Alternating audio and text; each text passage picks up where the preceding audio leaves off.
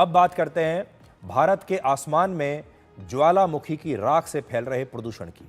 आपको दिल्ली से लगभग 4,500 किलोमीटर दूर इथोपिया के उस ज्वालामुखी के बारे में अब हम बताने वाले हैं, जो 12,000 साल तक शांत था, लेकिन 23 नवंबर की सुबह अचानक ये फट गया। इसमें भीषण विस्फोट हुआ। आप तस्वीरों में देखिए कि इस ज्वालामुखी की राख ने 14 किलोमीटर की ऊंचाई तक आसमान को घेर लिया है। राख का यह बादल यमन और ओमान और पाकिस्तान होते हुए अब दिल्ली तक पहुंच गया है और अब यह हमारे देश के बाद चीन की तरफ यह बढ़ रहा है। जो आप देख रहे हैं बादलों का ये जो गुबार है, राख का ये जो गुबार है, यह अब हमारे देश की हवा में मिल चुका है और अब चीन की तरफ जा रहा है।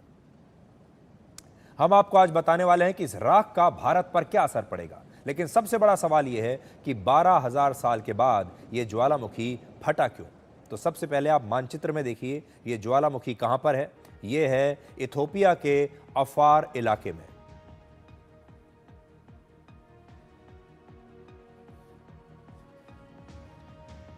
और यहां से दुनिया की रिफ्ट वैली गुजरती है। रिफ्ट वैली उस इलाकों को कहते हैं जहां पृथ्वी की दो टेक्टोनिक प्लेट्स एक दूसरे से दूर जा रही हैं। टेक्टोनिक प्लेट्स पृथ्वी के नीचे बड़ी बड़ी कठोर चट्टानी परतें होती हैं, जिनमें लगातार कंपन होने से लावा ऊपर उठता है और इसी वजह से इथोपिया में 12,000 साल के बाद ज्वालामुखी में यह विस्फोट हुआ है।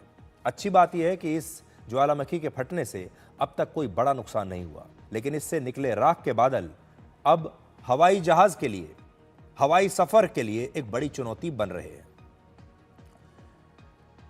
इस ज्वालामुखी से निकलने वाली राख किसी आम राख की तरह नहीं होती। इसमें कांच जैसे कण होते हैं जो 300 से 1200 डिग्री सेल्सियस तापमान वाले विस्फोट से निकलते हैं। राख के ये कण इतने बारीक होते हैं कि वो विमानों के इंजन के अंदर तक पहुंच सकते हैं। विमान के इंजन का जो तापमान है वो कई जगहों पर 1,500 डिग्री सेल्सियस तक पहुंच जाता है, जिससे ये राख के कण विमान के इंजन के अंदर जाकर पिघल सकते हैं और इंजन बंद हो सकता है, इंजन पर बुरा असर पड़ सकता है। असल में जो विमान का इंजन जब चलता है तो वो बाहर से हवा को सोखता है, और जब वो सोखता है बाहर हवा को, और हवा में अगर ये कण, ये राख मिली हुई है, तो ये सारी राख और ये कण विमान के इंजन में चले जाएंगे। विमान का इंजन का जो टेम्परेचर होता है वो बहुत हाई होता है, वहां जाकर ये कण पिघल जाएंगे और पिघलने के बाद ये विमान के इंजन को बहुत नुकसान पहुंचा सकते हैं। राख के ये कण रेडार और सैटेलाइट्स में भी गड़बड़ी पैदा कर सकते हैं। राख का ये बादल हवा की विजिबिलिटी को कम कर सकता है, जिससे हवाई जहाज को परेशानी हो सकती है। ये राख कल गुजरात और राजस्थान के आसपास तक पहुंच गई थी और आज ये पूर्वी भारत और पूर्वोत्तर राज्यों के ऊपर से होती हुई अब चीन की तरफ बढ़ रही है। इसकी रफ्तार 100 से 150 किलोमीटर प्रति घंटा है, जिसकी वजह से भारत में कई उड़ानों को रद्द कर दिया गया है। अब तक एयर इंडिया ने 11 और इंडिगो ने अपनी 6 उड़ानों को रद्द किया है, और आकाशा एयर ने भी जद्दा, कुवैत और आबू धाबी जाने वाली उड़ानों को 24 और 25 नवंबर के लिए रद्द कर दिया है। एक और सवाल यह है कि क्या इस राख से भारत में हवा जहरीली हो जाएगी, भारत में प्रदूषण फैलेगा।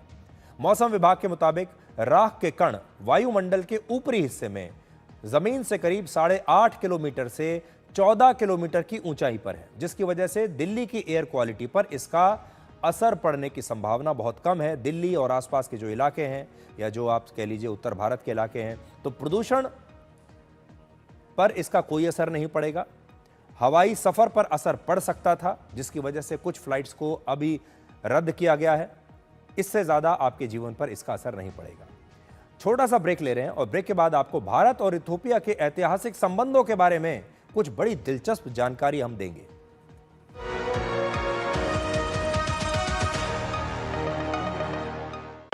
कौन है जो जोड़े देश को? विकसित भारत का विकसित भारत। हिंदुस्तान मिले हिंदुस्तान से, जय हो देश हो विदेश हो जेके हो।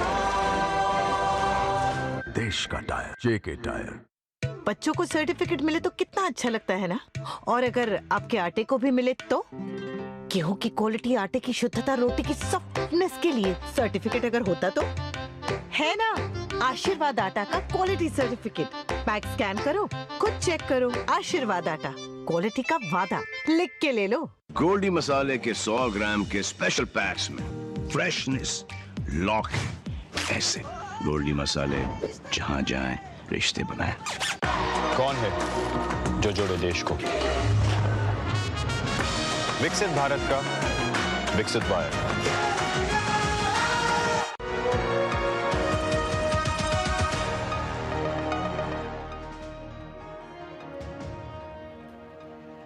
ब्रेक से पहले हम इथोपिया की बात कर रहे थे क्योंकि वहां पर यह ज्वालामुखी फटा है, लेकिन इथोपिया और भारत के जो संबंध हैं उनके बारे में भी कुछ दिलचस्प किस्से हैं, कुछ कहानियां हैं। आप में से बहुत सारे लोगों को लगता होगा कि अफ्रीका महाद्वीप का जो देश है इथोपिया, ये भारत से 4,500 किलोमीटर दूर है। तो भारतीय इतिहास से इसका क्या कनेक्शन हो सकता है? भारत के इतिहास में मलिक अंबर नाम बहुत मशहूर है। मलिक अंबर, जो मलिक अंबर थे ये इथोपिया के ही थे और मुगल काल में इथोपिया से हजारों बच्चों को पकड़कर इन्हें भारत, ईरान और टर्की के बाजारों में बेचा जाता था। यहाँ पर जो स्लेव मार्केट होती थी, इन्हें एक गुलाम बनाकर बेचा जाता था। मलिक अंबर भी एक गुलाम के रूप में भारत आया था, लेकिन उसने मुगलों के खिलाफ बड़े होकर विद्रोह कर दिया और दक्कन में एक स्वतंत्र राज्य अहमदनगर के वो प्रधानमंत्री बन गए। मुगल बादशाह जहांगीर मलिक अंबर से इतना परेशान था कि जहांगीर ने एक खास तौर पर एक पेंटिंग बनवाई जिसमें उसने अपने आप को मलिक अंबर की हत्या करते हुए, उसे मारते हुए दिखाया। देखिए वो ये पेंटिंग है। जहांगीर असल जिंदगी में तो कभी भी मलिक अंबर को मार नहीं पाया, लेकिन उसने फिर एक पेंटिंग बनवाई कि कम से कम पेंटिंग में मैं उसकी हत्या कर दूं। और शिवाजी महाराज के दादा मालोजी भोंसले भी मलिक अंबर के साथ मिलकर मुगलों से लड़े थे। तो ये हमारा एक कनेक्शन है जो शायद आपको नहीं पता होगा इथोपिया के बारे में। अब एक छोटा सा ब्रेक के बाद डी कोड जिंदगी में आपको दिखाएंगे आज का विचार।